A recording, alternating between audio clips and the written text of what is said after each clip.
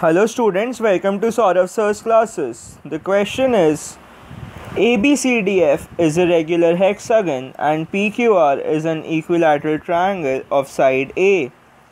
The area of the shaded portion is X and CD is to PQ is equal to 2:1.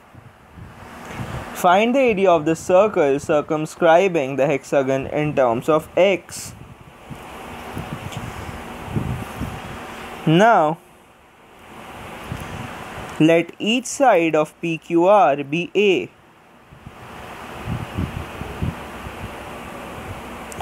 Therefore, each side of hexagon is equal to 2A.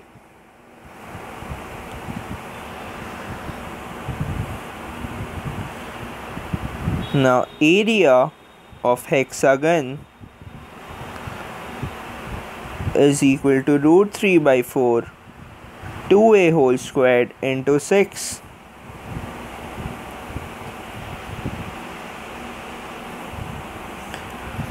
So X is equal to 6 into root 3 by 4 into 2A squared minus root 3 by 4 A squared, or X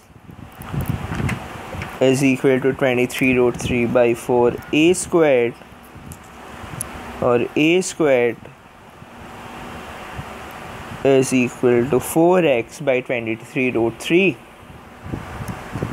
Now, since radius of circle is equal to side of hexagon, therefore area of circle is equal to pi into 2A squared, that is 4 pi A squared, that is 4 pi into 4x by 23 root 3, that is equal to 16 pi by 23 into root 3 into x. So the correct option is option A. The next question is, if x plus mod y is equal to 8 and mod x plus y is equal to 6, then dash pairs of xy satisfy these two equations. So we start with the knowledge that the modulus of a number can never be negative, though the number itself may be negative. The first equation is a pair of lines defined by the equation. So x plus mod y is equal to 8 is defined by the equations y is equal to 8 minus x when y is positive, and y is equal to x minus 8 when y is negative, with the condition that x less than equal to 8, because if x becomes more than 8, mod y will be forced to be negative, which is not allowed. The second equation, that is mod x plus y is equal to 6, can be represented by y is equal to 6 minus x when x is positive, and y is equal to 6 plus x when x is negative, with the condition that y cannot be greater than 6, because if y greater than 6, mod x will have to be negative. On checking the slopes, we see now first let us name these equations. So 1, 2, 3 and 4.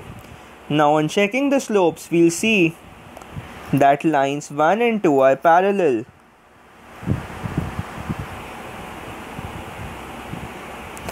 Or rather, lines 1 and 3 are parallel. And